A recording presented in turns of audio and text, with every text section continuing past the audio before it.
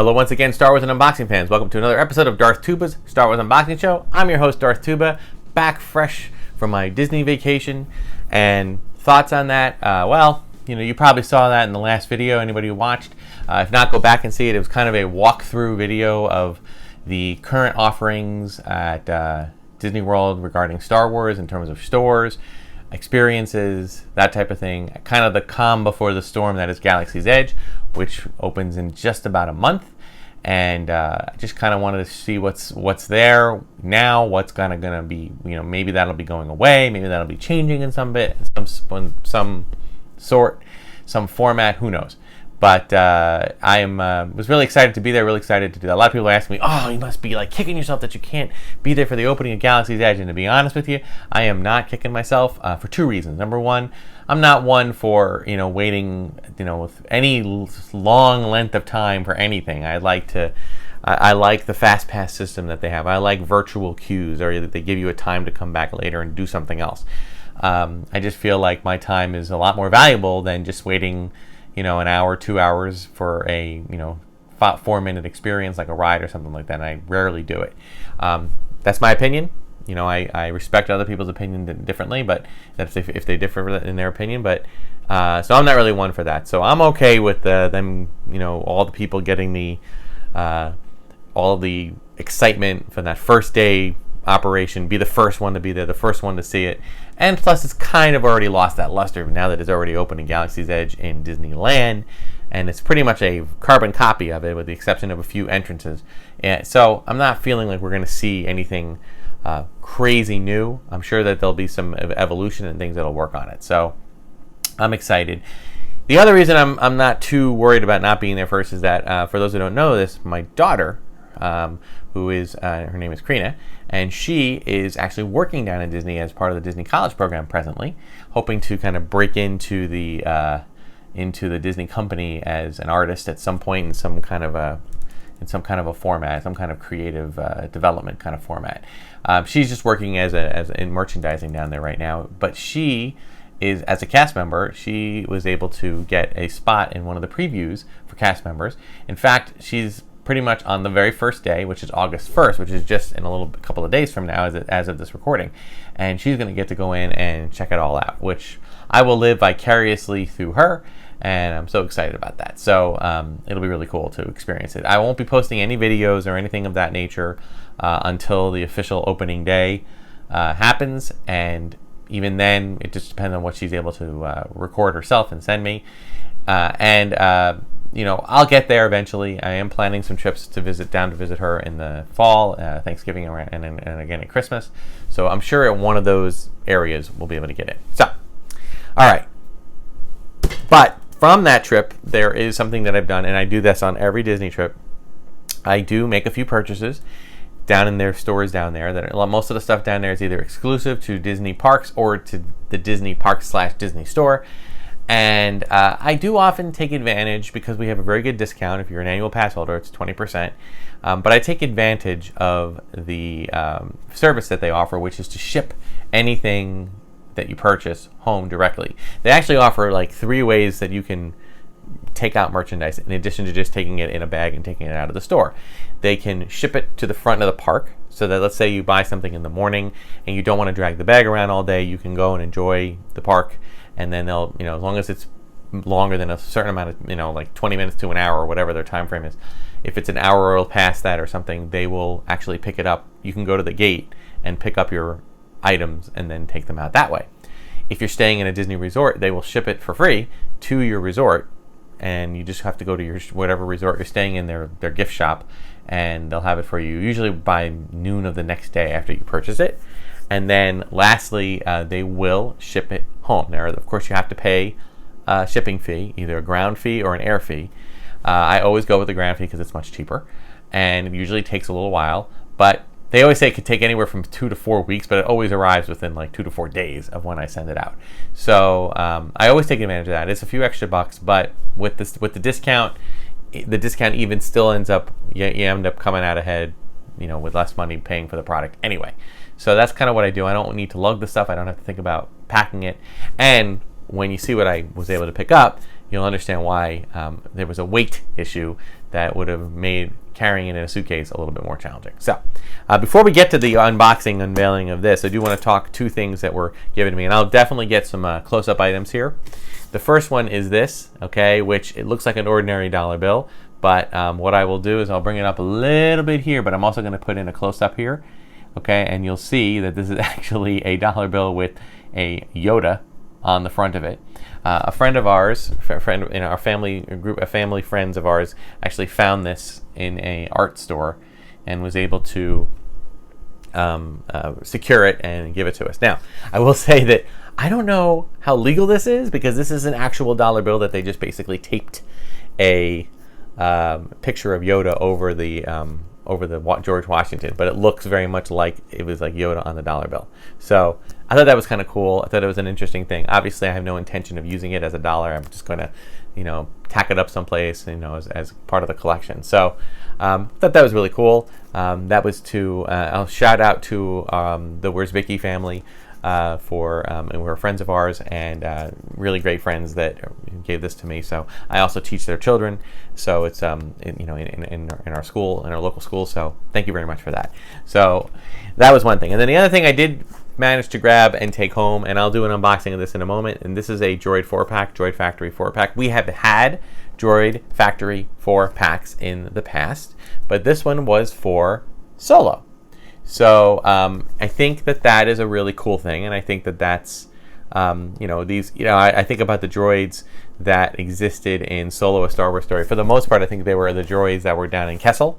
I don't know if these 4 were actually seen very much, or if they were just kind of in the background, or if Disney just decided to make 4 random droids. Remember, it's kind of the funny thing, they have your own little Build a Droid section that you can do in either the they used to be able to do it in the Star Tours store, Tatooine Traders, but now they don't have it there. They have it over in I think it's Galactic Outpost in Disney Springs, where you can actually put together the little pieces and make a droid, and it's really cute. It's fun to do. So these are probably just 4 of those, but I love Astromech, so we will definitely get an unboxing of them. So for this one, again, these are items that were purchased in the Tatooine Trader store, which is a store that when you leave Star Tours, it exits to a gift shop, like most stores, most attractions do. And they do an awesome job packing. So a lot of but what I was able to pick up was a bunch of these. They are still making these. These are the Elite figures. We have R2, but with the kind of an extended R2 with the bar tending thing that he had attached to him for Return of the Jedi. We have R4G9, another astromech. Again, I'll get some close-ups I'll get close-ups of the figures once they're unboxed. We have TC-14 at your service. One of my absolute favorite droids. I mean, I should say one of them. I'll explain why in a minute. But I just love TC-14. These are all the Elite series, and I think this is about of course we have our Power Droid.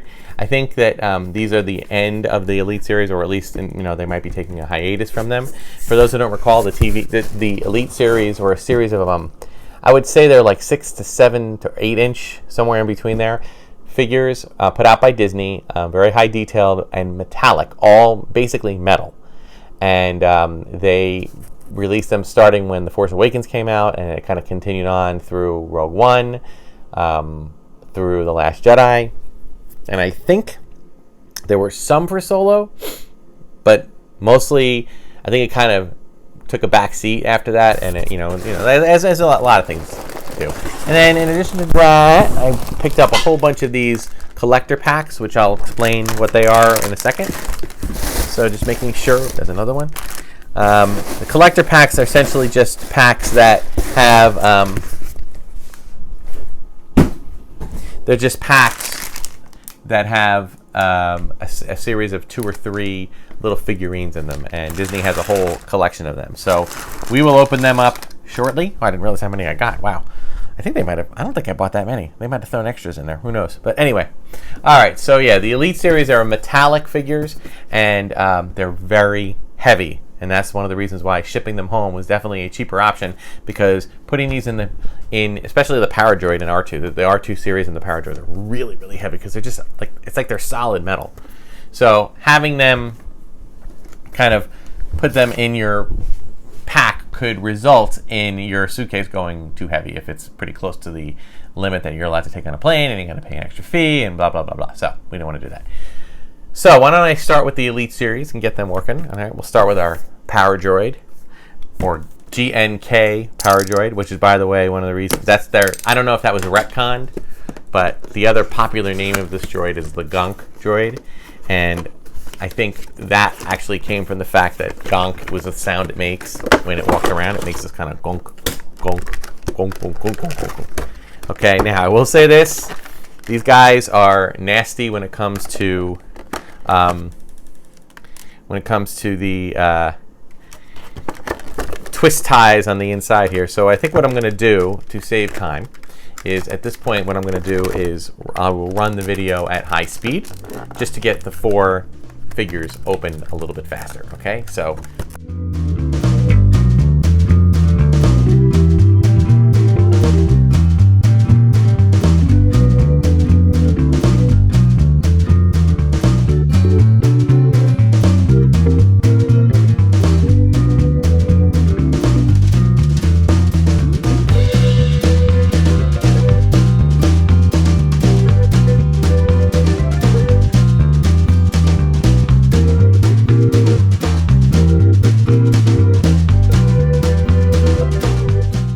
okay, so thank you for your patience as we put those things together.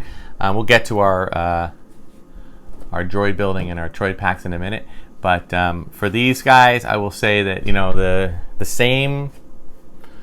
have the same love and hate relationship with the Elite series as with all the other ones that we've done in past episodes. You can go check them out if you look on my channel. These guys, they're very heavy. Okay, they have a lot of weight to them, particularly the 2 Astromechs and the Power Droid, just because I think they're almost a complete solid metal. So they weigh a lot. Now they come with these stands, but the thing is, it's like, I'll show it with the Power Droid. If I lift this one up, his stand doesn't really go anywhere. Now the Power Droid, you don't really need a stand. I mean, he sits there. He doesn't really do much. His legs move. The articulation effect is really not much there. Okay, but there really wasn't much to a Power Droid, so there you go.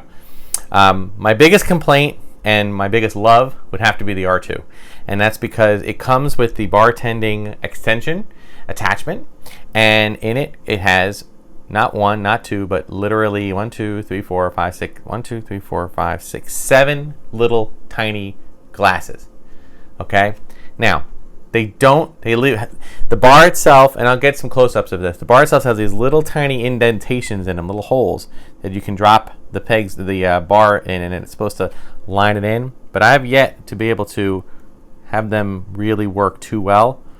Some of them work better than others, and that's kind of the thing with these. So I'm pretty confident that these that unless you display these things in some really unique way, you're going to lose the bar.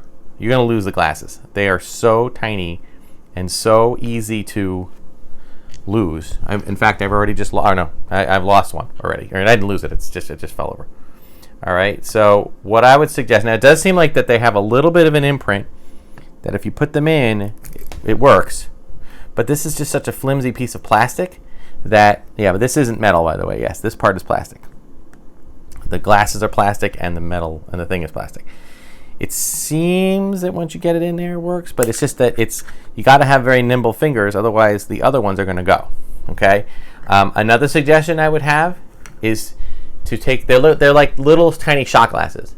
Take the shot glasses and put them upside down, as if the drinks are empty. You know, like they did in the end of Indiana Jones, Raiders of the Lost Ark, where Marion and the guy were drinking and she would put it down.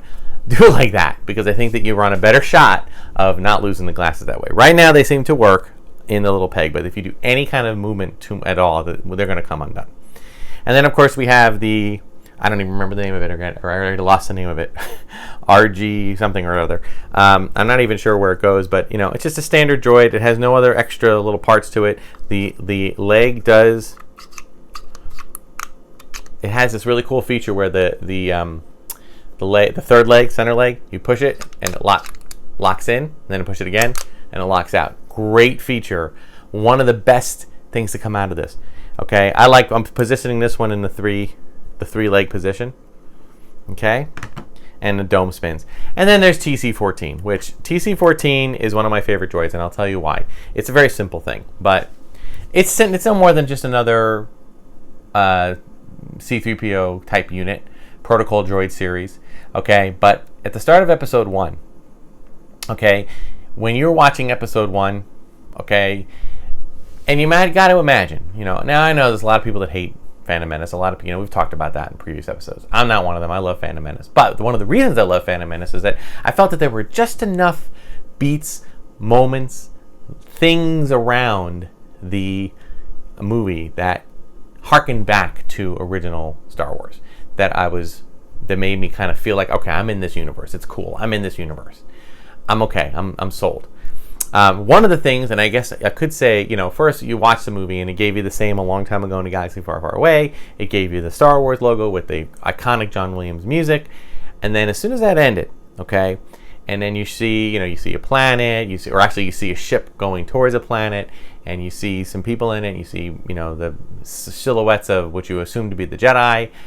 And then you get to the ship, and it's new, and the ship is new. It's a new configuration. There's nothing familiar about it until you get to TC-14. TC-14 is a protocol droid. It might as well be C-3PO, just painted silver, and you're there. You're in the Star Wars universe. So I always thought, and again, TC-14 didn't sound like 3PO, didn't really act like 3PO, just kind of came in and was a butler essentially. You take this way, have a seat, came back with some refreshments, and then that was it. But I always thought that was a really cool way to kind of bring the older fans in, as a way to just gently remind you, yes, we are in Star Wars universe. So, really cool. I love the Elite Series figures. I think the droids have the best bet, because they have the best bet because even though they're heavy, see the other characters, they tend to fall over. If you put them on display, the weight of the other characters, the upper torsos and everything, they tend to fall over with the weight. These guys, not so much. I would say playability factor, be careful, because the playability factor is questionable because the more you play, the more the metal joints will become loose, and it'll make it a lot easier to fall apart. All right, so let's move on. Since this is running into a longer episode, let's do the Droid Factory. This one should be, I won't do this one fast build because this one shouldn't take too long to get these four guys out of their shell. Okay, now the only thing what I can't stand about this, and I might do this with these guys, I'll see, but droids are droids, and they all look the same except for some color scheme changes. You got your Astromech series. You got your R2 series, your R5 series, and I guess they're both R2s and R5s. Okay, so there you go. We have R2 F1P. We have R5 232. We have R2 S8, and we have R5 PHT. So, Astromech droids are like toasters or iPods in the Star Wars universe. So they're just standard droids with the 3-leg version. You can pop everything out. You can interchange them if you'd like. I think Disney just basically took their droid building idea and made up a couple of droids that look similar to droids that were in the movie. But I'm a big fan of Astromechs. I love collecting Astromechs. I just think that it's really cool that they're all different ones. And I remember even as far back as when the original Star Wars A New Hope came out, and I saw all of these Astromechs rolling around. Like I saw R2, and that was great. And you saw, let me get them so you can see them. R2, and you saw, 3PO, but if you look closely, you see other R2s and other protocol droids, and that was really cool. And I thought, wouldn't it be great to just have a whole army of R2s, or at the time I just called them R2s, but all the different droid series, and that's really cool. And someday I do need to take you guys outside into our garage to show you the life-size R2-D2 that I actually constructed. Yes, I did do that. I am technically a member of the R2 Builders Club. I have not gotten it to run yet. Okay, it's been a long time. In fact, it's been about 8 or 9 years since I've actually worked on it. I know, I'm ashamed, sorry, but things have gotten in the way, things like, life and my job and everything else. But it's still there. It's still work. It's still, I put a blanket over, and I call it low power R2, like from Force Awakens. So, all right. So lastly, certainly not leastly, we've got a whole series of collector packs here. Okay, now it looks like I've got Park Series 15 and Park Series 17. I don't know if I have a 16. I think it's just 15 and 17. So why don't we do this? Why don't we start with the 15? All right, and we'll just kind of go through. I've collected some of these in the past, but I wanted to see what we got here. All right, first out of the gate, we got, and if anything that's a double, I will keep in these little packages. Maybe, oh boy, these guys are going to be pain. We got Ezra Bridger, and again, I'll get close-ups of everything. Ezra Bridger. I'm going to put them, I'm actually going to line them up in order to remind myself the order of I'll get you close-ups of each of them. Next up, we got the Emperor Palpatine. And next up, we've got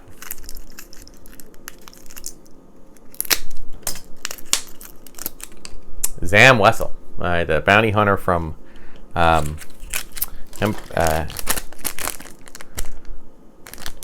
episode 2. All right, another 15. Keep knocking them out here. Not sure how they release them together.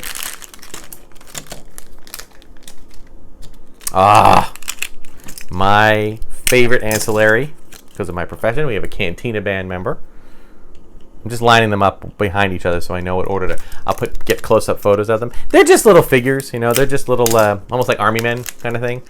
But it's a nice little. It's a cheap collector thing that you can get, only a few bucks. Here's Padme with the torn center torso part. And then we've got, oh, this one was too big for a plastic thing. We have a Gamorrean Gar, a little bit bigger than the normal kind. All right, cool. And we have two more 15s. I don't think I'll get the whole collection, but so far no doubles. That's cool. No, Zam Wesell. We have a double Zam Wesell. Okay, and a double Ezra. Ooh, but we got, this is cool. We got a Mickey Mouse. Sorry, an R2 unit with Mickey ears. I think it might be what they call a chaser. It has a name. Yeah, R2MK. This is R2MK. It's just like a red and white R2 unit with the Mickey ears. All right, cool. So, all right, so we got a couple of those. Again, I'm not one for trying to complete a series. It's just too challenging. It just is. So, all right, let's go. Moving on to Series 17, which will be more Last Jedi, and it looks like they have. Or this is actually Force Awakens. And is it Force Awakens? Yeah, I think it's Force Awakens. I don't think it's yeah, Star Wars Force Awakens. So we've got a 3PO with the red arm. You don't recognize me without the red arm. We have got R2. Cool, just a standard R2 unit. We got Finn. Let me get Finn here out of his little bag. Looks like the later versions of this, they stopped doing the little plastic piece, little plastic container, which is fine by me. All right. Oh, I lied. I have another Series 15. Sorry. Another Series 15. Oh, and we have another Mickey, another Ezra, and another Zam. Wow, we have 2 Zams. Okay, well, that's all right. And this kind of thing, what's nice is that you're not making, these are, what they call line packages. So you don't know what you're getting. You don't know if you're going to get something that you have already, or if you're going to, sometimes they put a chaser figure in it. Okay, we have the Imperial, or the First Order Snow Trooper. And then we have the First Order Stormtrooper. That's cool. And then we have Phasma. Captain Phasma. Just read the Phasma book, by the way. Great read. A little dark, a little gritty. But if you're into a really cool backstory, be my guest. Enjoy it. It's a lot of fun. Hope they make like a, now that we have streaming service coming, I hope they'd consider doing that. All right, here we've got another First Order Snowtrooper, so I'll leave that one packaged. We've got I think this is a Death Trooper, maybe? Is it a Shadow Trooper? No, First Order. No. I don't know which one this is. It's not listed. But it looks like definitely like a. Oh, I know what it is. It's a first order TIE pilot, first order TIE fighter pilot. Okay, and then we've got Chewie, we're home. Harrison Ford, old Han Solo, but I love it. It's cool. Doing these super fast, guys, so bear with me. Hopefully you'll be seeing more close-ups than my face opening them. We've got Leia. This looks kind of like a Leia from the end where she's hugging Rey at the end there and forgets to hug Chewbacca. And we have Kylo Ren. And then we have another older Han. Two more packages here. Disney, I gotta give Disney credit. They come up with a lot of great stuff. We got one of the old guys, Nine-Num. Still alive, by the way. Did not bite it. And we have a Leia. And we also have a Rey, Jakku Rey with her little staff. I got a lot of cleaning up here to do after this episode. Okay, and then we have. Lastly, we have a double of everything. We have a double. Oh, maybe not. Hold on. I'm going to check this. We have the First Order Snowtrooper. We have the First Order Stormtrooper. And we have Phasma. And, this First Order Stormtrooper doesn't want to stand up. Come on. All right, so these guys are all doubles. All right, so it was another First Order TIE Pilot, another Phasma, and another First Order Stormtrooper. All right, so a couple of doubles. I'm not sure what I'll do with those. Maybe I'll put them all together for a giveaway or something. But we'll consider that. So a lot of stuff this week, okay? Because it's coming off of Disney, and I always pick up a few items because I'm not there all the time. With a daughter working there right now, maybe I will. I do plan on making a few more visits than usual, and with Galaxy's Edge opening, so we can expect a few things like that. What I would plan in the next couple of weeks is I have a couple of Disney-esque crossover figures that I haven't opened up yet, and I do plan on doing them. I've done a few of those in a few older episodes, meaning Disney characters dressed as Star Wars characters, and I want to do a few more unboxings with them. So we plan on doing that very soon, and we'll see. Again, there will be some Galaxy's Edge stuff, but not right now. It'll probably not happen until the end of the calendar year or beyond that. So thank you so much for watching. Thanks so much for all the comments. I do want to give a shout out to a new subscriber and YouTube watcher, Stephen Gannon, who has his own channel, Stephen Gannon. Look that up on YouTube, or I think it's Steve Gannon, and you can see he does a lot with specifically related to trading cards, Star Wars trading cards. So he was nice enough to say some kind things, give me some good constructive criticism, and I appreciated that. So I wanted to give him a shout out. Thank you, Stephen. And like, subscribe, share, hit the notification button, hit the bell, smash the like icon, all that stuff that you're supposed to do on YouTube. And check me out on Instagram and Twitter at Darth Tuba, and Darth Tuba Star Wars Unboxing page on Facebook. And leave comments if you have any other requests. I know we had some people already wanting to do more of the Darth Tuba library and media center, meaning my bookshelf. And I will do some more of that with Shelf Talks coming up. So that, with some more Disney ones and a few things that are coming in the mail, looking forward to some great new unboxings. Until next time, guys, thanks so much for watching, and may the Force be with you.